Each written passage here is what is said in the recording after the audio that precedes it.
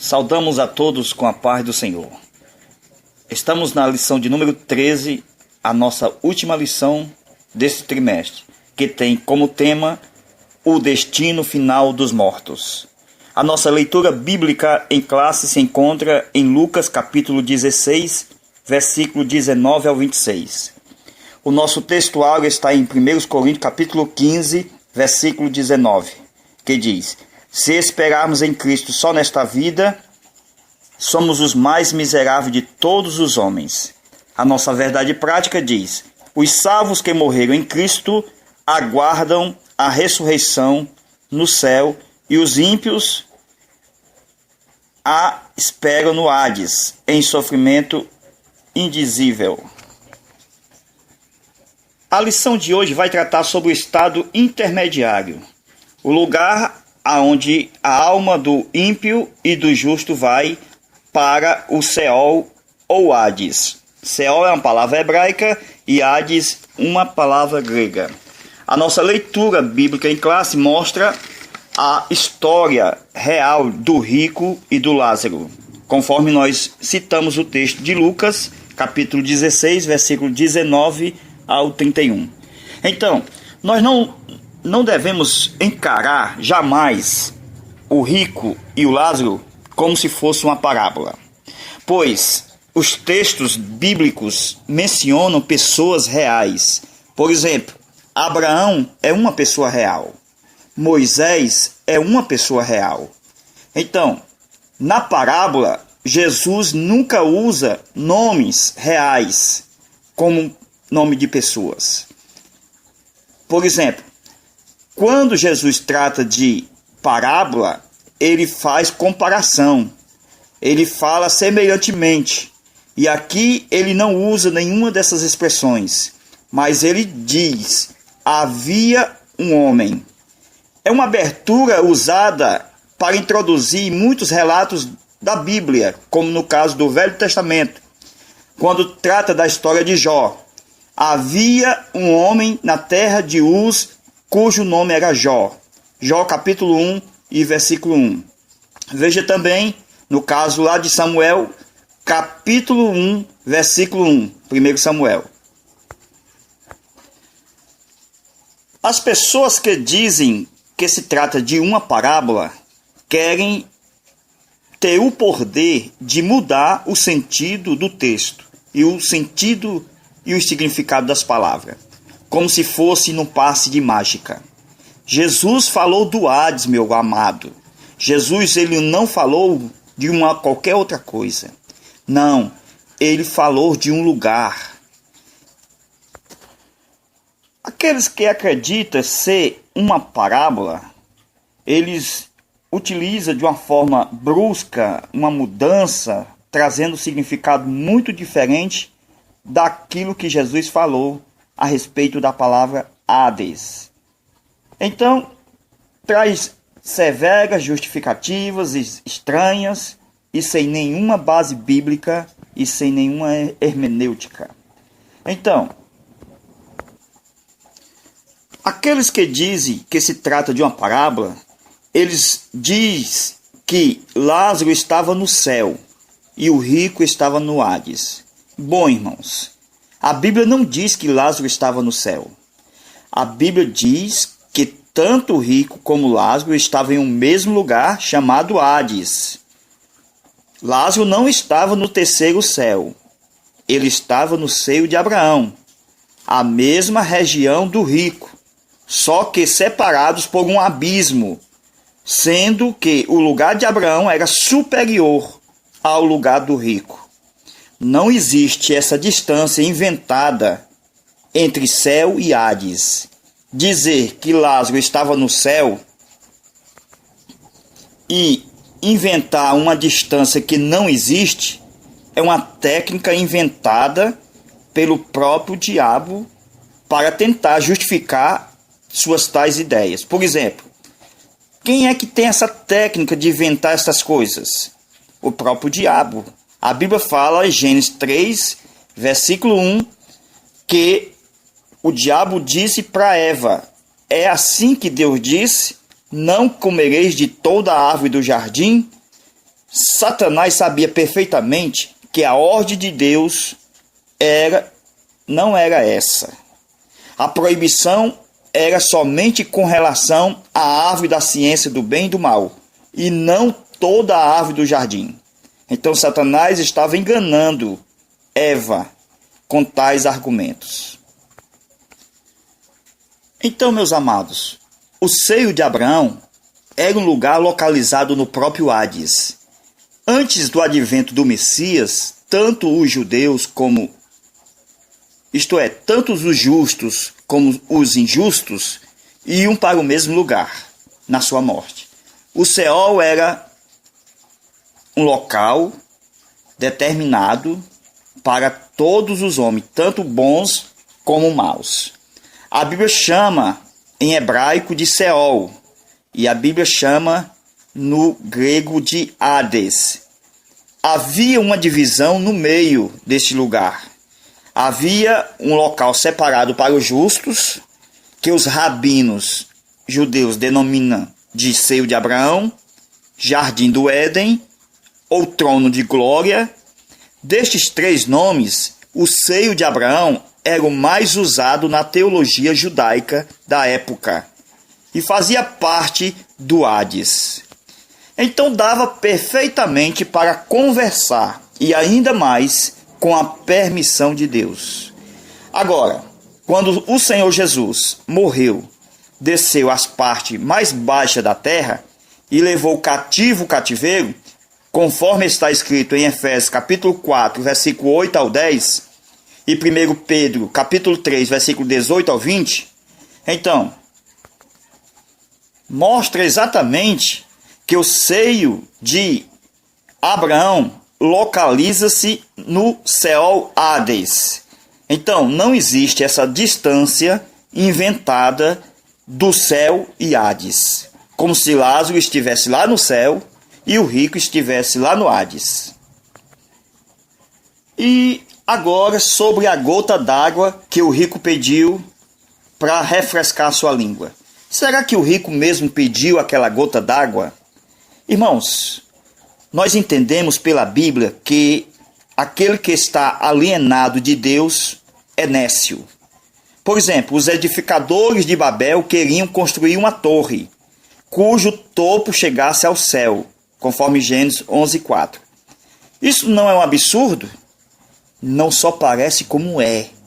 O rico, portanto, estava em desespero, e por mais equilibrado que ele fosse, ou o seu pedido fosse equilibrado, por mais equilibrado que fosse, não poderia ser atendido, jamais. Então, o que é o Hades? Muitos vão fazer uma confusão dizendo que a palavra Hades pode significar sepultura. Então fica difícil agora para dizer que é inferno, que é o lago de fogo. Muitos vão fazer essa confusão. Porém, há muitos eruditos, pode pesquisar, que não apresentam o significado de sepultura. A palavra Hades não é sepultura, porque a palavra hebraica para sepultura é kerver. Então, veja a diferença.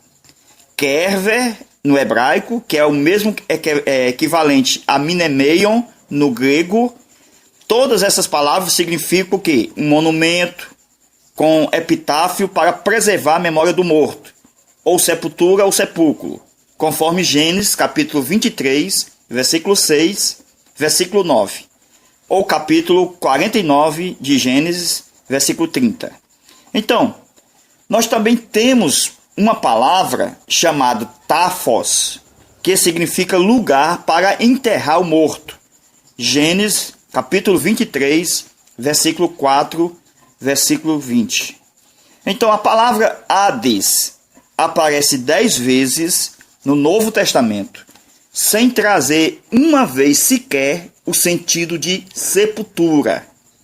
Hades é ligado ao estado de morte, ao lugar onde vão as almas de todos os ímpios. Afirmar que Seol ou Hades é a sepultura não pode ser confirmado pelas Sagradas Escrituras. Então, nós vamos analisar, nesse momento, a expressão Seol e Hades com relação à alma. É só ver Salmo 16 e 10, Salmo 30, verso 3, Salmo 86, verso 13, Salmo 89, verso 48 e Provérbios 23 e versículo 14. Onde tem o significado aqui de sepultura? Não tem, amado. A palavra para sepultura é Kever e não é Hades. São duas palavras distintas, Kever e Hades. Isto é, sepultura e Hades. A alma desce ao Hades. É diferente. Por quê? Porque a alma não desce ao Kever. Desce ao Hades, não desce à sepultura. Portanto, o cadáver, o corpo morto, é quem desce ao Kever, isto é, desce à sepultura, não desce ao Hades. Então veja que é diferente um lugar físico de um lugar espiritual. É muito diferente um corpo morto de uma alma viva. É muito diferente o barro de um espírito. Por isso que é diferente a sepultura do Hades. Isto é, o lugar do corpo morto é diferente do lugar da alma que parte. Veja na Bíblia essa diferença. O corpo de Jesus, ao morrer, foi para a sepultura, que é o Kever no hebraico. Isaías 53, verso 9. Então, vocês podem ver também, lá em João, capítulo 19, versículo 41, versículo 42, que lá a expressão é minemeion, que é equivalente a Kever. Então, minemeio não é Hades, é muito diferente.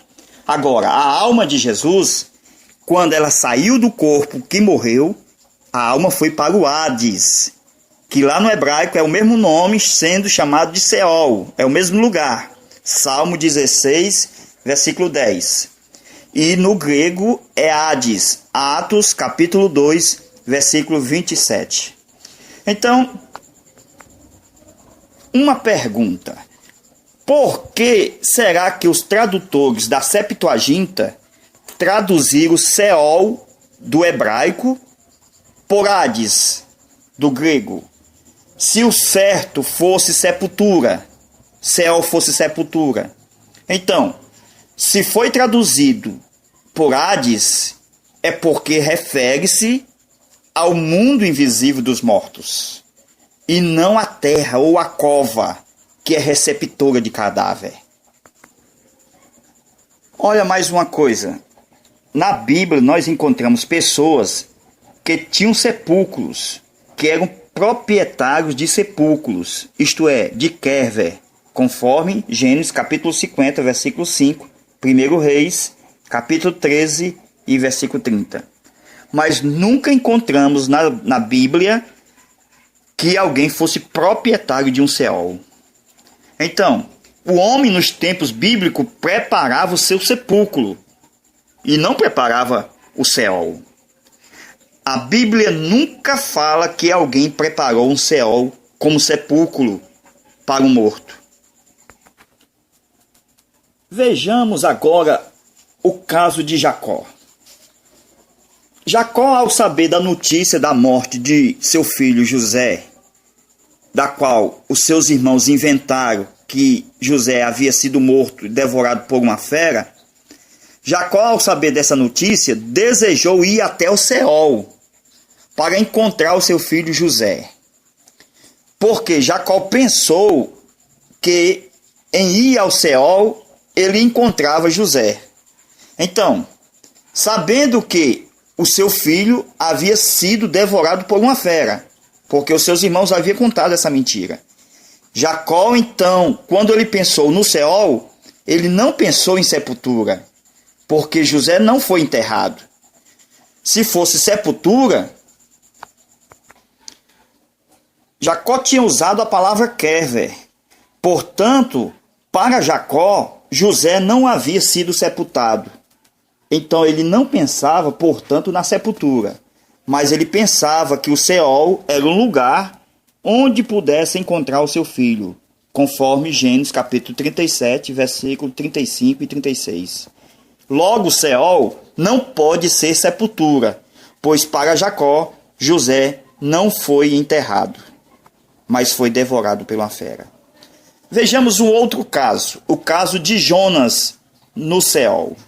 Considerando que o ventre do grande peixe fosse esse lugar, aqui Jonas usa uma figura de linguagem, considerando suas angústias quando estava dentro do grande peixe.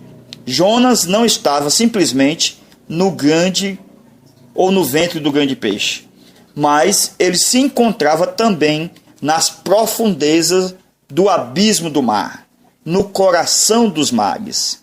Então Jonas clamou de dentro do peixe e chamou aquele lugar de angústias de Seol. Então, o lugar que Jonas estava era de sofrimento, porque ele estava não só dentro do ventre do peixe, mas ele estava lá dentro das profundezas do mar. Então, o que nós observamos é que ali não era uma sepultura. Por quê? Porque Jonas estava clamando. A figura ali é exatamente do Seol, do lugar de sofrimento, para onde vão os ímpios, lá no local do rico. E quando ele clama lá dentro, mostra exatamente que não é sepultura. Por isso, eu lhe pergunto, pode alguém gritar na sepultura? Claro que não. Então, se Jonas clamou no ventre do grande peixe e chamou aquele lugar de Seol, com essa analogia, declara que o Seol é um lugar de consciência e de tormento. Jonas capítulo 2, versículo 1. Não pode ser jamais sepultura. Então, meus amados irmãos, com essas considerações, nós podemos afirmar com base na palavra de Deus que Seol é um lugar profundo. Salmo 86, versículo 13. Nos tempos do Velho Testamento, tanto os justos como os injustos iam na morte para o Seol. Números 16 e 30, Salmo 49, versículo 15, Salmo 88, versículo 3, e etc. Mas também é usado Seol como lugar de castigo para divertir os ímpios. Salmo capítulo 9, versículo 17, Salmo 49, versículo 14.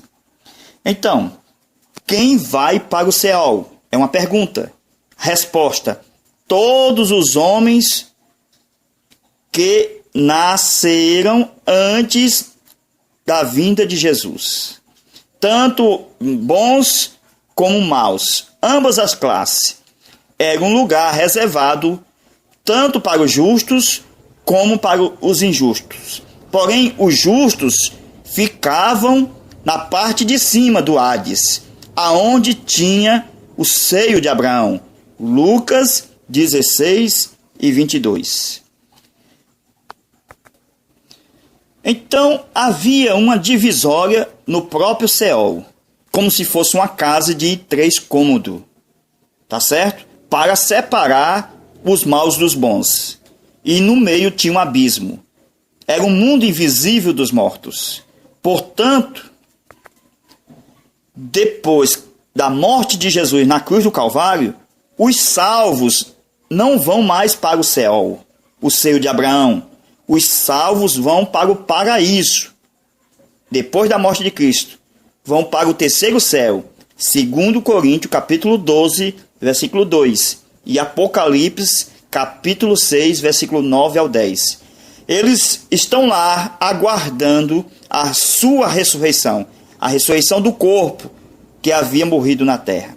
Enquanto os incrédulos vão continuar no Hades, aguardando em estado consciente a ressurreição do corpo para o juízo final. Apocalipse capítulo 20, versículo de 11 ao 14. Agora hoje o Hades é o estado intermediário apenas dos mortos ímpios. São eles que estão lá aguardando o dia do juízo, quando todos os mortos ímpios que estão no Hades, juntamente com o próprio Hades, serão lançados no lago de fogo. Apocalipse capítulo 20, versículo 13 e 14. Então, o Hades não é ainda hoje o inferno propriamente dito. E nunca será. O Hades é apenas um local temporário, porém de suplício. Então os condenados estão lá, conscientes e em tormento, sabendo perfeitamente por que estão nesse lugar. Eles estão aguardando o juízo final, conforme Apocalipse 20, 14, que diz: e a morte e o inferno, que a tradução aqui está dizendo que é o Hades, né? Que o Hades não é o inferno propriamente dito, isso depende muito da tradução. Nós ensinamos que o inferno é o lago de fogo. É por isso que temos que ter muito cuidado com a tradução. É melhor nós olharmos uma tradução mais fiel, mais digna, para nós podermos ensinar com fidelidade as Escrituras Sagradas. Então, conforme Apocalipse 20, 14, tanto a morte como o próprio Hades será lançado no lago de fogo. Esta é a segunda morte. Isto mostra que o Hades não é ainda o lago de fogo, isto é, o inferno, porque ele vai ser lançado. O Hades vai ser lançado no próprio inferno, que é o lago de fogo e de enxofre. Então, o inferno propriamente dito é o lago de fogo, mas o Hades não é, portanto, também sepultura, como dizem as testemunhas de Jeová. Veja agora a expressão fogo eterno. Para que o fogo eterno, irmão? Para destruir os iníquos? Seria, portanto, necessário o fogo eterno, se a condenação dos iníquos consiste apenas na sua extinção? É claro que não. A Bíblia é clara no ensino da doutrina do inferno. Jesus disse: então dirá também aos que estiverem à sua esquerda: apartai-vos de mim, malditos, para o fogo eterno, preparado para o diabo e seus anjos. Mateus 25, 41. Que lugar foi preparado para o diabo e seus anjos? O texto diz que é o fogo eterno. Agora, traduz aí, ou substitua a palavra fogo eterno por extinção ou por sepultura. Veja que absurdo, irmão. Vejamos a expressão lago de fogo. Irmãos, lá em Apocalipse, capítulo 19, versículo 20, diz que a besta que foi presa e com ela o falso profeta, que fizeram sinais, que enganou todas as nações, que receberam o sinal da besta e adoraram a sua imagem, estes dois foram lançados vivos no ardente lago de fogo e de enxofre. O texto aqui mostra que a besta e o falso profeta foram lançados vivos no lago de fogo e de enxofre. Depois de 1000 anos é que o diabo também foi lançado no mesmo lugar de lago de fogo. Agora vejamos o que o texto sagrado diz. E o diabo que os enganava foi lançado no lago de fogo e enxofre. Onde está? A expressão, onde está? E não onde estava. Mas passaram-se 1000 anos e o fogo não consumiu a dupla, a besta e o falso profeta. Mas eles passaram 1000 anos lá com fogo eterno, com o lago de fogo, e eles não se acabaram, eles não foram destruídos, eles não foram extintos, eles ainda estavam lá depois de 1000 anos. E diz a Bíblia: e de dia e de noite serão atormentados para todo sempre. Apocalipse capítulo 20, versículo 10. Então, o diabo que foi lançado no lago de fogo 1000 anos depois da besta e do falso profeta, mostra exatamente que o fogo eterno não pôde consumir esta dupla, Pois o diabo, quando foi lançado também lá, conforme diz o texto sagrado, onde está e não onde estava, esta dupla, e ainda acrescenta mais, de dia e de noite, para todo sempre serão atormentados. Agora, onde está aqui nesse texto a palavra sepultura, destruição? Onde se encontra? Em nenhum lugar. Se encontra tormento eterno, lago de fogo, dando exatamente o sentido real e jamais o sentido figurado e arbitrário, fora do contexto bíblico, como fazem muitas as seitas por aí. Vejamos agora uma outra expressão bíblica: vergonha e desprezo eterno. Por exemplo, Daniel capítulo 12, versículo 2. E muitos dos que dormem no pó da terra, isto é, os corpos mortos, ressuscitarão, uns para a vida eterna e outros para a vergonha e desprezo eterno. Eu lhe pergunto, que vergonha pode sentir uma pessoa inconsciente e extinta? É claro que aqui faz uma referência à segunda morte, quando todos os ímpios serão banidos da glória de Deus para todo sempre. Vejamos uma outra expressão bíblica: tormento eterno, conforme Mateus 25 e 46. Irão este para o tormento eterno, mas os justos para a vida eterna. Este é o castigo eterno, também chamado de fornalha, ou seja, fornalha acesa, Mateus 13:42, e também chamada de fogo que nunca se apagará, Mateus 3:12. Agora vejamos um outro questionamento. O inferno, ele não é irracional? Para os incrédulos, irmãos, ou para o nécio e cego espiritual, a doutrina do inferno ardente pode parecer irracional, pois está escrito que o homem natural não compreende as coisas do Espírito de Deus, porque lhe parece loucura, e não pode entendê-las, porque elas se discernem espiritualmente. 1 Coríntios 2:14. Mas, para o homem de razão equilibrada, fica muito claro, sem muito esforço, certo? Que, assim como há o bem, há também o mal. Como há galardão, há o castigo. Como há amigos, há inimigos. Como há bênção, há maldição. Como há verdadeiro, há mentiroso. Como há justo, há injusto. Como há vida, há morte. Assim também como há céu, há inferno. Tudo na vida tem o lado positivo e o lado negativo. Fica claro, mais do que o sol do meio-dia, que a teoria do inferno ardente como lugar de suplício eterno dos ímpios, tida por irracional, é falsa, incoerente e antibíblica. Jamais é irracional. Então,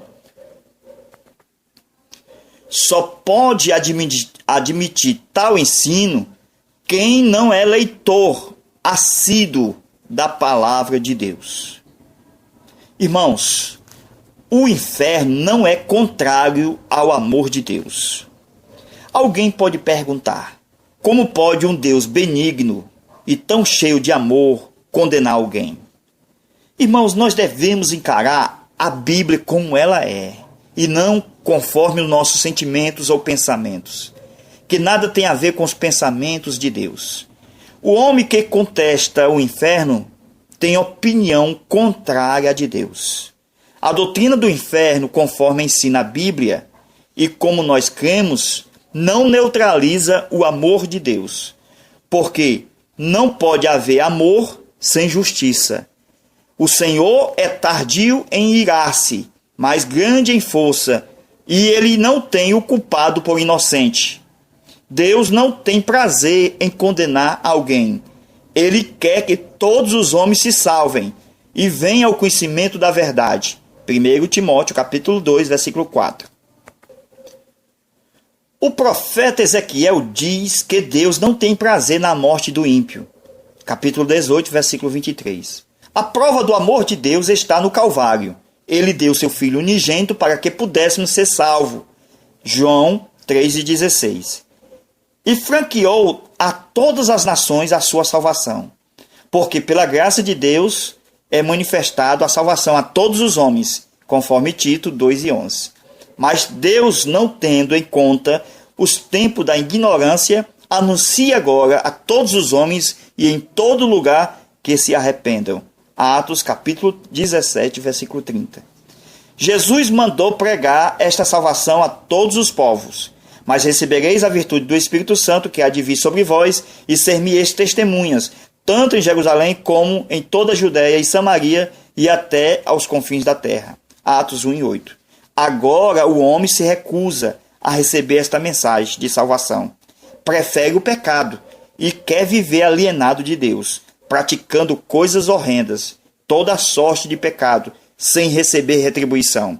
Isso sim seria irracional e contradiria a palavra de Deus, que diz: não erreis, Deus não se deixa escarnecer, porque tudo que o homem semear, isso também ceifará. Gálatas 6:7. Isto é uma realidade baseada nos princípios básicos da moral.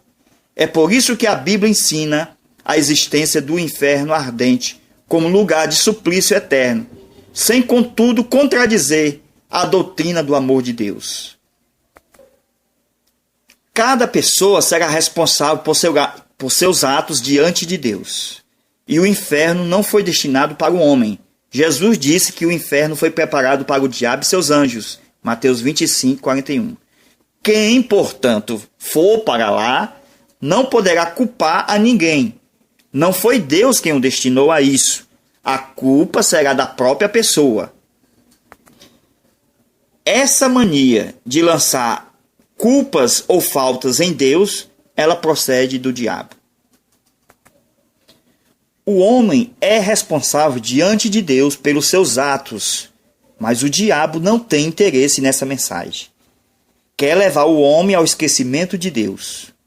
Vejamos o que nos diz uma obra missionária chamada Meia-Noite, por Win Malgo, publicada por ele. Ele diz o seguinte: eu também gostaria de poder crer que não houvesse um lugar de maldição eterna.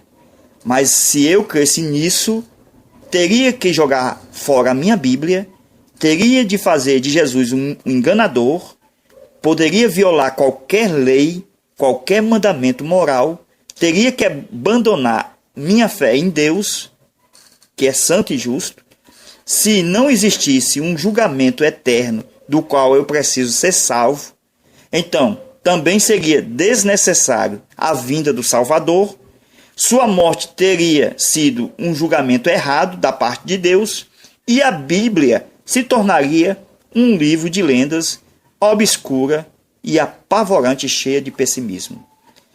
Irmãos, vamos trazer mais alguma coisa a respeito da nossa lição. Agora vamos entrar a respeito da alma. Vejamos com atenção o que significa a palavra alma. O aluno, muitas das vezes, precisa saber que a palavra alma na Bíblia tem um significado vasto e abrangente.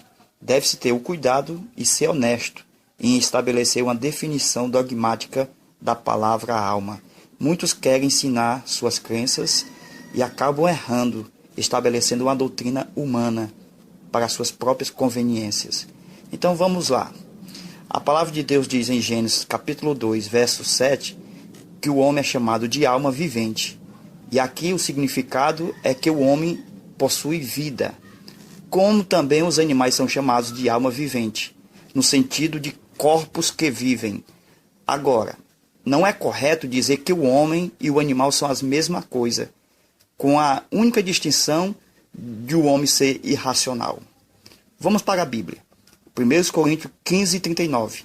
Nem toda carne é a mesma carne.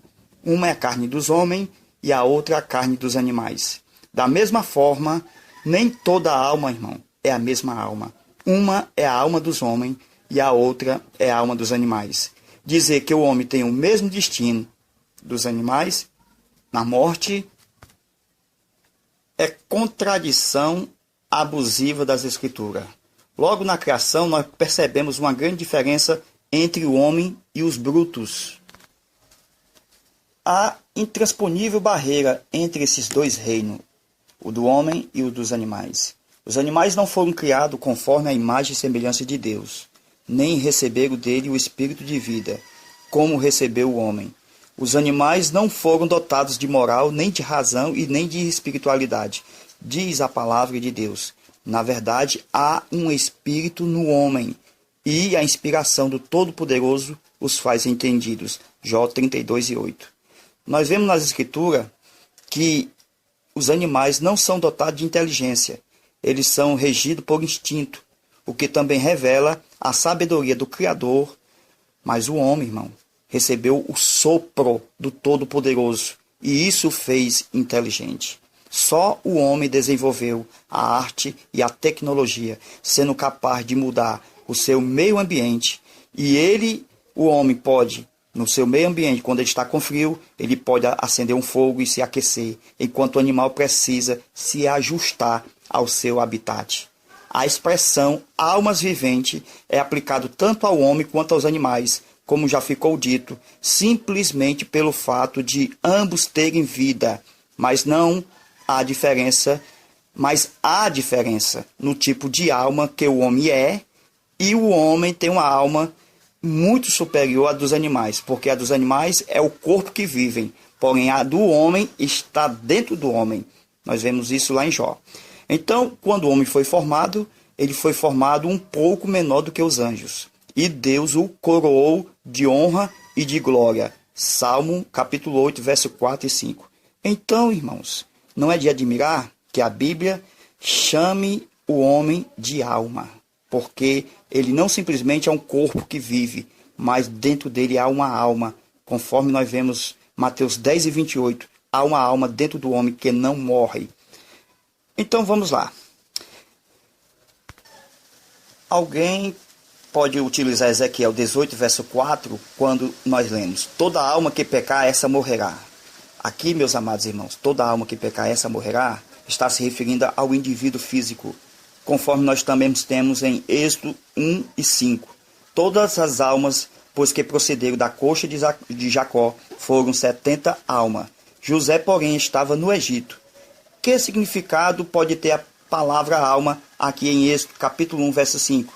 Aqui nesse texto, a palavra alma só pode significar pessoa física, não outra coisa mais. Pode olhar o texto, que aqui significa pessoa física, e nenhum outro entendimento ou significado cabe nesse texto. Aqui, meus irmãos, e em muitas passagens das Escrituras, a palavra alma significa o próprio indivíduo, a própria pessoa, mas nem sempre isso acontece. Quando um texto bíblico diz: e era o coração e a alma da multidão dos que criam, Atos capítulo 4, versículo 32. Então, aqui não dá para dizer que a alma é o próprio indivíduo, ou que é o sangue. Então, cada caso é um caso. O contexto é quem determina o significado da palavra alma. Então, vamos para a Bíblia Sagrada. Você pode olhar na Bíblia. Vocês tenham o cuidado de observar que cada contexto vai determinar qual o significado da palavra alma. Por exemplo, a alma ela pode significar o sangue. A alma é apresentada na Bíblia, muitas das vezes na Bíblia, como sangue. Nem por isso é correto afirmar e dogmatizar que a alma é o sangue. Jesus disse em Mateus 28 e 38, 26 e 38, a minha alma está cheia de tristeza até a morte. Agora substitua aí a palavra alma por sangue. É um absurdo, né, irmãos? Dizer que alma aqui é o sangue. Porque como é que pode um sangue ficar triste? Como é que um sangue pode se entristecer? Então, se Jesus disse que a alma estava triste, então não pode ser um sangue. A alma aqui não pode ser sinônimo de sangue, como ensina muitos aniquilacionistas. Não é verdade? Então vamos lá. Em Levítico capítulo 17, versículo 14, lemos: porquanto é a alma de toda a carne, o seu sangue. é pela sua alma. Por isso tenho dito aos filhos de Israel: não comereis o sangue de nenhuma carne, porque a alma de toda carne é o seu sangue. Qualquer que comer será estipado. Esta é uma das passagens bíblicas que a alma tem um significado de sangue. Esta identificação de sangue ocorre porque ele é essencial à vida, pois o sangue é a vida. Deuteronômio 12, 23. Ou seja, no sangue está a vida dos seres. É por isso que frequentemente na Bíblia a palavra alma ela pode significar o sangue, mas não é simplesmente o sangue. Nós temos umas outras definições na Bíblia, como o indivíduo como uma alma imortal. Capítulo 18 de Mateus, capítulo 10 de Mateus, versículo 28. Há outras passagens na Bíblia, como Gênesis, capítulo 9, versículo 4, Levítico, capítulo 17, versículo 10 a 14, que mostram isso. Então, a alma aqui é chamada de sangue, mas é pela razão que nós já apresentamos, tá bom? Na maioria das vezes, não há para substituir alma por sangue, por pessoa, por vida, mas ela pode ser qualquer uma dessas coisas. Dependendo unicamente do contexto bíblico em que aparece, e não das imposições arbitrárias da religiosidade humana, nós não podemos dogmatizar e dizer que a alma é simplesmente o sangue, ou dizer que a alma é simplesmente a pessoa. Nós temos que admitir os contextos e aplicar nos seus contextos a palavra correta e o seu significado, e ser honesto e dizer que a alma ali é sangue, que a alma ali é uma pessoa, que a alma ali é a alma imortal, dependendo do contexto bíblico. Amém? Vamos para uma parte mais importante aqui sobre a alma. A alma como uma entidade que sobrevive à morte do corpo físico. Vocês podem observar na Bíblia Sagrada, por exemplo, a alma aparece nas Escrituras referindo-se a Deus. Isaías 42, verso 1. Amós, capítulo 6, verso 8. E também a alma se refere ao homem. Êxodo, capítulo 1, verso 5. Gênesis 42, versículos 22 e 27. Podemos afirmar, irmãos, que a alma, em Mateus 10 e 28, é a alma imaterial, que sobrevive à morte do corpo. Existe dentro do homem, sim, conforme a definição que nós demos no início. Por exemplo, em outras palavras, trata-se da alma no sentido estritamente da palavra alma. A alma que vai para o céu ou a alma que vai para o inferno. Jesus disse: não temeis os que matam o corpo e não podem matar a alma. Temei antes que aquele que pode fazer perecer no inferno a alma e o corpo. Mateus 10, 28. Jesus está mostrando que não devemos temer os inimigos, porque o máximo que eles podem fazer é nos matar. Isto é, matar o corpo. Não pode fazer mais nada com a alma. Antes nós devemos temer a Deus, pois é Ele quem pode não só matar o corpo, como também pode fazer perecer no inferno não só o corpo, mas também a alma. O que nos mostra a sobrevivência da alma. Se a alma não existisse, esse texto de Mateus 10, 28 não teria sentido. Qualquer pessoa poderia matar tanto a alma como o corpo e lançar no inferno. Não é verdade? No entanto, Jesus disse que devemos temer a quem pode matar e fazer perecer no inferno tanto o corpo quanto a alma. Isto é, devemos temer a Deus, pois somente Ele tem esse poder. Os inimigos, portanto, não podem matar a nossa alma. Só pode ferir e matar o corpo. A alma é algo especial, intangível, que está dentro do homem. Veja, irmãos, só Deus tem poder sobre ela. Vejamos nesse momento as provas bíblicas da sobrevivência da alma. Por exemplo, as almas dos mortos que estavam debaixo do altar de Deus. Conforme nós lemos: e havendo aberto o quinto selo, vi debaixo do altar as almas que foram mortos por amor da palavra de Deus e por amor do testemunho que deram. E clamaram com grande voz, dizendo: até quando, ó verdadeiro e santo dominador, não julgas e vingas o nosso sangue dos que habitam sobre a terra? E foram dadas a cada um compridas vestes brancas, e foi-lhes dito que repousasse ainda um pouco de tempo, até que também se completasse o número dos seus conservos e de seus irmãos, que haviam de ser mortos como eles foram. Apocalipse capítulo 6, versículo 9 ao 11. O texto fala dos cristãos aqui, degolados durante a grande tribulação, porque eles recusaram a adorar a besta, cujas almas deles agora aparecem debaixo do altar de Deus. Como vai se explicar isso, irmãos? Aqui jamais é o sangue ficou na terra. Aqui jamais é o corpo ficou na terra. A alma sobrevive à morte do corpo. E o texto diz explicitamente que eles foram mortos na terra e que agora suas almas se encontram no céu, debaixo do altar de Deus. Vamos aqui para Paulo. Paulo ensinou o que a respeito da alma após a morte do homem? Paulo diz em Filipenses 1:23, mas de ambos os lados estou em aperto, tendo o desejo de partir e estar com Cristo, porque é muito melhor. Porque sabemos que se a nossa casa terrestre desfizer desse tabernáculo, temos de Deus um edifício, uma casa não feita por mãos, eterna nos céus. E por isso também gememos, desejamos ser revestidos da nossa habitação, que é do céu, sabendo que, enquanto estamos no corpo, vivemos ausentes do Senhor. Mas temos confiança e desejamos antes deixar este corpo para habitar com o Senhor. 2 Coríntios, capítulo 5, versículo 1 ao 2, versículos 6 e 8. Que valor teria essa declaração de Paulo se o crente não estivesse consciente na presença do Senhor Jesus? Se o cristão, na sua morte, estivesse dormindo, como nós saberíamos que ele estaria com Cristo? Ou não estão na companhia de Jesus, esses irmãos que partiram? Claro que estão. Paulo sabia disso, porque ele disse, tenho o desejo de partir e estar com Cristo, porque isto é ainda muito melhor. Em 2 Coríntios, capítulo 5, o apóstolo ensina que quem partiu deste mundo, isto é, quem morreu, cuja alma deixou o tabernáculo, a tenda ou a casa que viveu na terra, está com Cristo, na companhia dele, enquanto o corpo está frio ou em estado de decomposição no túmulo.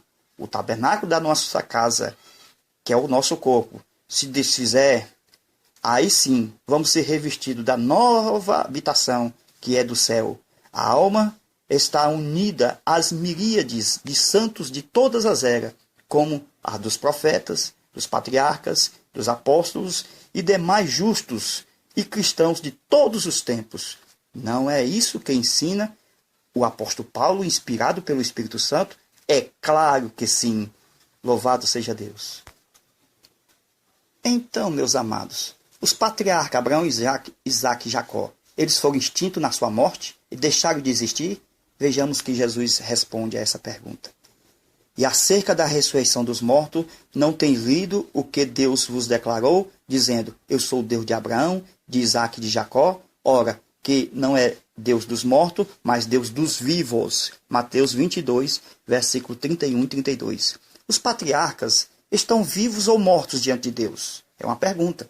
Mas Jesus deixou claro que eles estão vivos, porque Deus é o Deus dos vivos e não dos mortos. É claro que isso aqui se aplica aos justos e aos santos do Velho Testamento, e não simplesmente aos grandes patriarcas, mas a todos os que creem no Salvador e que partem dessa vida para a outra. Então, eles foram tomados como exemplo por causa da passagem de Êxodo, capítulo 3, verso 6. Porque os saduceus diziam aceitar como autoridade apenas o Pentateuco. Segundo eles, nada havia nos escritos de Moisés que sustentasse a ressurreição e a sobrevivência da alma. Assim Jesus esmagou esses incrédulos com a arma deles, citando os escritos mosaicos para a glória de Deus. Vejamos um outro caso.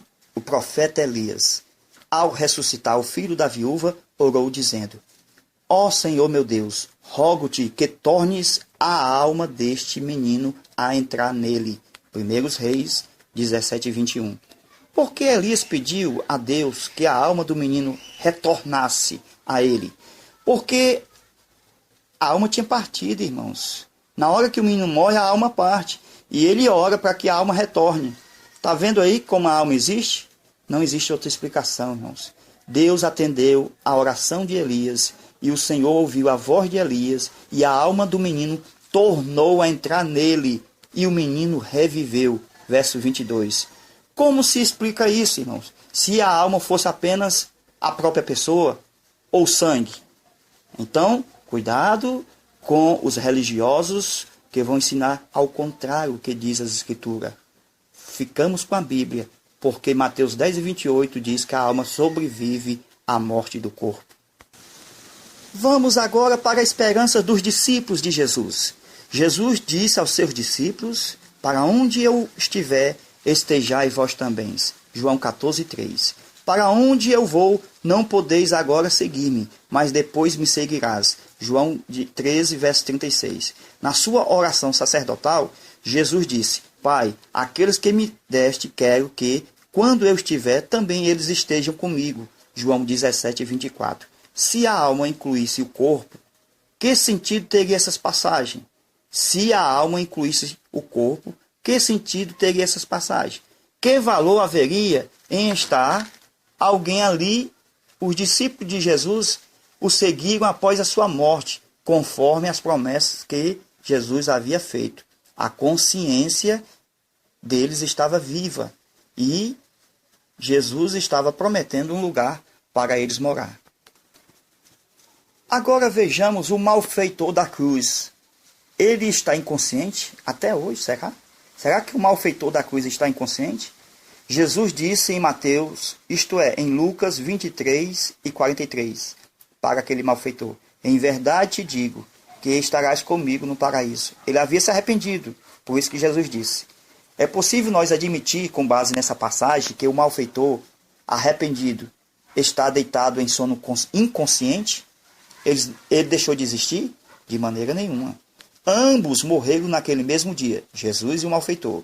Jesus desceu às partes mais baixas da terra, conforme Efésios capítulo 4, versículo 8 ao 10, e pregou aos espíritos em prisão, 1 Pedro capítulo 3, versículo 18 a 20, enquanto o malfeitor, arrependido, foi ao paraíso, o mesmo lugar para onde Jesus foi e levou cativo o cativeiro. Efésios capítulo 4, versículo 8. Agora vejamos, irmãos. Alguns vão admitir, aquela questão da vírgula, a vírgula está depois. Vamos lá. A vírgula, depois da palavra hoje, é um antigo artifício usado por todos os hereges da antiguidade que procuram negar a sobrevivência da alma, para advogar a crença do sono da alma. Já vimos, porém, que nos manuscritos antigos nenhuma pontuação havia, o que confirma uma imposição arbitrária, de fora para dentro. Essa passagem ensina que o sono da alma é uma doutrina falsa. Tá certo? Essa passagem também nos ensina que a salvação é pela fé, o nosso grande baluarte da nossa doutrina de Paulo, ensinada em Romanos capítulo 1, verso 17 e Efésios capítulo 2, versículo 8 e 9. Então fica ainda mais patente e claro que Jesus é o Salvador e, sobretudo, que não há necessidade de ordenanças, tá certo? Nem mesmo a ceia do Senhor e o batismo são necessários para levar o homem ao céu. Só o sangue de Jesus, a promessa da sua morte, da sua vinda, do seu poder, da sua majestade, é esse que nos trouxe a salvação. Então a promessa de Jesus foi que, naquele mesmo dia, o malfeitor moribundo estaria com ele na glória. Do contrário, a palavra hoje, que está aqui em Lucas 23 e 43, estaria sem sentido, isto é, supérflua. Agora o caso do rico e do Lázaro. Lucas 16, 19 a 31. Existem duas parábolas, no Evangelho de Lucas, que não são parábolas. Por exemplo, o bom samaritano e o rico e o Lázaro. Os títulos que as sociedades bíblicas colocam nos textos em certos parágrafos não fazem parte do texto original da Bíblia. São para uma divisão de textos usados para nos facilitar a compreensão. Por exemplo, a expressão parábola do rico e do Lázaro não consta nos originais. Foi colocada para intitular o assunto. Não devemos encarar esse texto apenas como uma exposição alegórica e figurada para extrair lições e verdades espirituais, mas sim um fato, uma realidade. é a narrativa de um acontecimento que só Jesus sabia e que ele contou aos seus discípulos. Sabemos disso pelos seguintes fatos. Jesus não disse nem deu a entender que é parábola. É diferente das outras parábolas. Nas outras, não há afirmação tão definida. Irmãos, nem aparecem os nomes das pessoas nas outras parábolas. Ou seja, nessas parábolas aqui, que se diz parábolas, como aparece o nome de Lázaro, Abraão e Moisés, aqui não pode ser uma parábola porque aparecem nomes pessoais. Mas as outras não aparecem nomes pessoais, nem nome de cidade. Tá certo? Então, é diferente daquilo que Jesus ensinou como parábola. Jesus disse assim, quando ele ensinou a parábola, o reino dos céus é semelhante, não é verdade? E ainda disse, aqui, no texto de Lázaro, havia um homem. É diferente, não é verdade? Duas aberturas diferentes, para introduzir dois relatos diferentes nos textos da Bíblia Sagrada. Vamos lá. Agora vamos aqui. Mesmo que fosse uma parábola, não alteraria o sentido e a mensagem. Porque muitos vão interpretar de uma forma distorcida, distante do texto. Mas uma parábola, irmão, ela ilustra uma realidade. É uma maneira figurada de ensinar uma verdade. O rico e Lázaro, como fato histórico ou parábola, como vocês queiram, continua com uma mensagem inalterada. O que acontece é que, sendo parábola, fica mais fácil para os testemunhas de Jeová, para os adventistas distorcer e adaptar a sua moda. É por isso que as testemunhas de Jeová insistem em afirmar que se trata de uma parábola. Uma pergunta. O texto de Lucas 23:43 é uma parábola? Vocês têm que olhar. Se o texto é uma parábola ou ilustração, isto está fora do texto sagrado. Nós, se determinarmos como parábola, é uma interpretação arbitrária. Onde está escrito na Bíblia que é uma parábola? Em nenhum lugar das Escrituras. Isso é verdade. Além disso, parábola não quer dizer sinônimo de fantasia. Não está escrito em nenhum lugar que o rico foi condenado pelo simples fato de ele ter sido um homem rico. Essa é uma insinuação das doutrinas falsas por aí, que ensina que é uma parábola e diz que o rico foi condenado por ser rico. Não está na Bíblia isso, irmãos. Tá certo? E em cima disso aqui, muitas religiões têm a sua posição para ensinar que é parábola.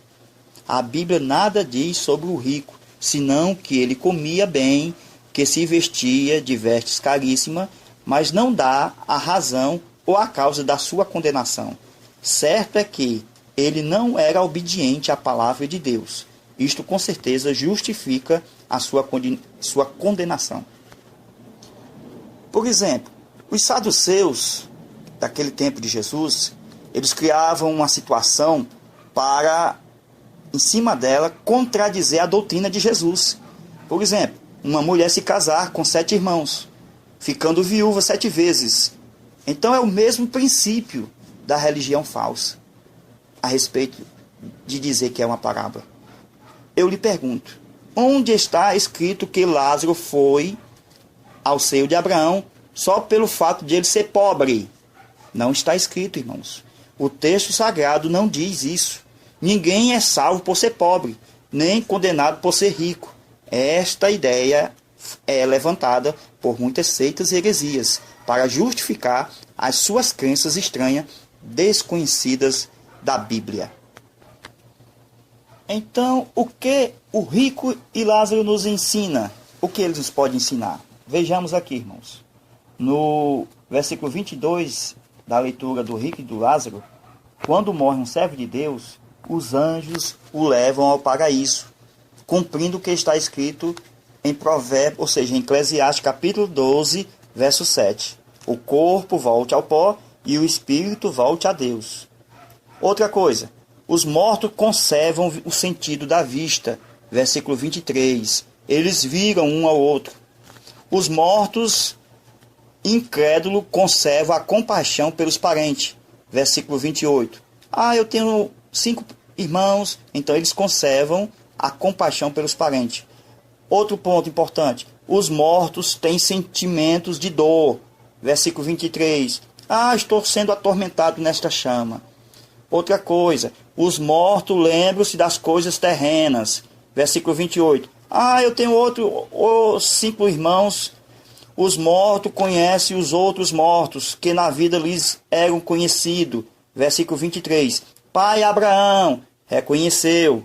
Então, irmãos, mais uma coisa importante. Os pedidos dos incrédulos após a morte não são atendidos. Porque Abraão disse, lá tem os profetas, lá tem, e que escutem